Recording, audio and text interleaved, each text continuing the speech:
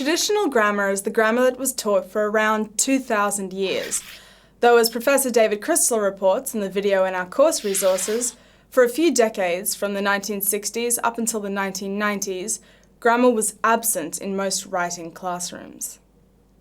Traditional grammar prescribes rules and follows what some people call the doctrine of mechanical correctness. While we acknowledge the importance of presenting mechanically flawless writing in academic and professional contexts, we accept that language practices change constantly.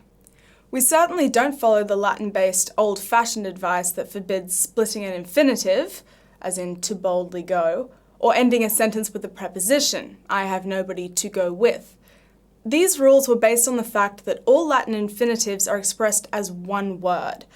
Also, that Latin prepositions are always placed before the noun so can never appear at the end of a Latin sentence. There are lots of other rules, such as not starting a sentence with and or but or because, that you might remember from school, but these are what some grammarians call bogus or zombie rules. See Learn More, where 2 recent articles list these rules and tell you when it's okay to break them. Traditional grammar was based on 9 parts of speech. First of all, the noun, which is a naming word. Then we have the pronoun, which is a noun substitute. A verb, which is a doing or being word. An adjective that describes nouns or pronouns. An adverb, which describes adjectives, verbs, or other adverbs. An article, which specifies definiteness or indefiniteness of a noun. A conjunction, which is a joining word. A preposition, which is a word that positions. And an interjection, which conveys emotion or sentiment. Here's a sentence that uses all the parts of speech in their traditional function, that is, doing their usual job. However, the good goblin apparently noticed me in the crowd. Gosh! Take the word face, for example. In a sentence like, that's such a happy face, where the word face names something, face works as a noun.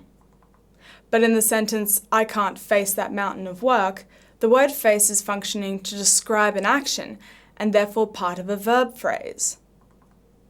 You can see from these simple examples that we can't categorically identify a word as a particular part of speech until we see it in action in a sentence.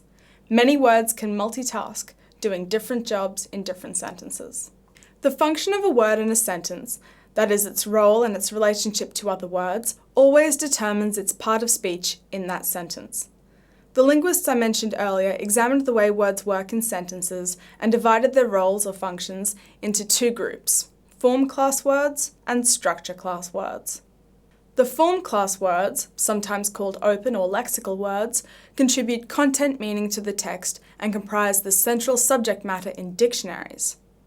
Whereas structure class words, sometimes called closed, grammatical, or function words, contribute grammatical structural meaning to the text.